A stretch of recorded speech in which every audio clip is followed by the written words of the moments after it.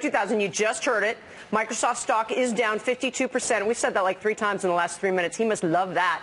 Is this deal another example of bad management? Is Steve Ballmer bad for Microsoft? Joining us now is Jeffrey Sonnenfeld, Yale School of Management Senior Associate Dean, and Bill George, Harvard Business School professor and former Medtronic CEO. We are showing that infamous. He loves that video. Yeah, where he's trying to rev up the team there. Jeff, let me start with you. You've seen all the stats. If you look at purely the stock, a lot of people would argue that it's time for Steve Ballmer to go. And boy, if he doesn't get this acquisition right, he's toast. He's taking a big swing at the plate on this one. There's a good deal of pressure on him. For any viewers, those few who've been living under a rock and don't know that really is Steve Ballmer and not just Jimmy Cramer pretending he's Steve Ballmer, that if Jim Cramer, of course, had lived in Silicon Valley, he would be Steve Ballmer, is that he has done a great job in terms of being sort of energetic.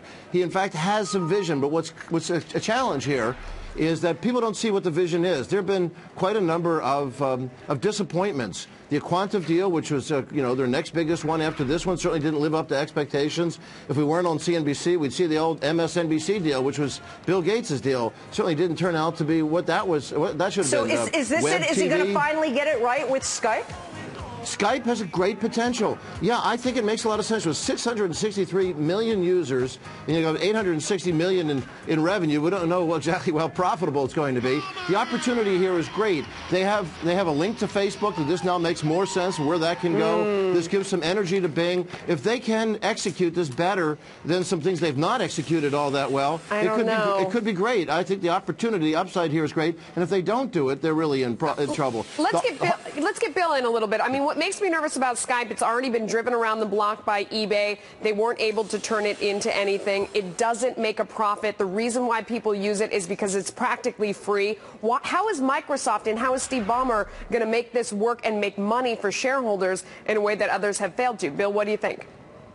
I think you'll come up with the right revenue model. We're just at the starting point of Skype. I use it twice a week to talk to my families in Munich and San Francisco, and I think we just need to look at it in much more creative ways. Multi-point Skype being used by business, better communications, and Cisco is making a big thrust at this market. I think there are a lot of opportunities. But to Bill, me, this is your start. point that they take a page from Apple and create an ecosystem that prevents people from leaving the same way when you get an Apple product and now there's FaceTime, right? It's so easy. It's just like Skype.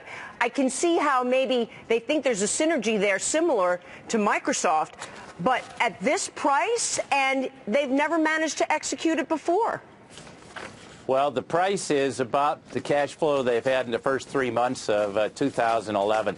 So they have the cash flow to do so cash. Cash is very low return these days. I think it's a very good move. But this should be one of several. Steve tried to buy Facebook back in 2007, around $7 billion. It's too bad he didn't, but maybe he should look at other firms. He's got to deal with Facebook. You got Twitter out there. I think he should be making a lot of bets, not just a few. Bill, he's already created these Xbox bets internally.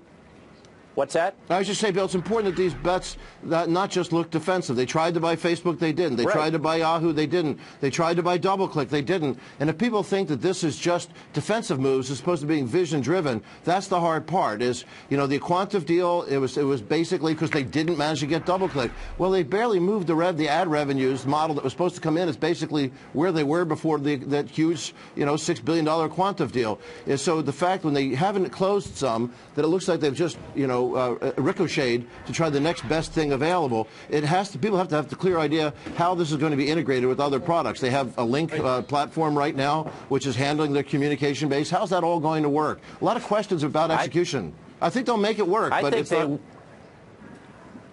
I think, Jeff, they will do those things, but they got to get more irons in the fire. They haven't done enough early in the decade, in my opinion, to put those irons out there. They should have been creating a Facebook or a Twitter, creating a YouTube, and they should look at the things coming along. The deal with Nokia you could view as defensive. I think it's a good move, but they've got to get that integrated network and put that through and create the monetization of not just Skype revenue. Jeff, do you have any questions about who their M&A advisor is? I look at the mess that was Yahoo. I look at this unsolicited bid that was Far more than when the company was going to go public. I mean, could they have at least played this better? I mean, I know they got the cash, but that's just because you're rich doesn't mean you waste money.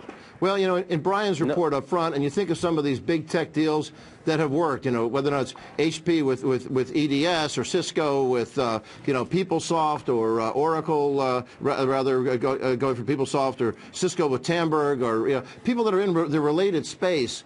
It's easy to understand. So the M&A folks get money for somebody who's not all that creative. In this case, we are taking a look at move into new space where they need to be, and they haven't always done so well. You know, web TV was not a great triumph for them. What are the lessons they've learned from the failures? We don't hear the discussion of that. If you look at this current issue, you know, of Adam Lashinsky's piece in Fortune on Steve Jobs and how he berates failure, they don't bury it. They try to understand what's going wrong in the mobile me, the disaster at Apple. Well, maybe this will finally move the stock after all this time. Guys, we got to go. Thank you. Really.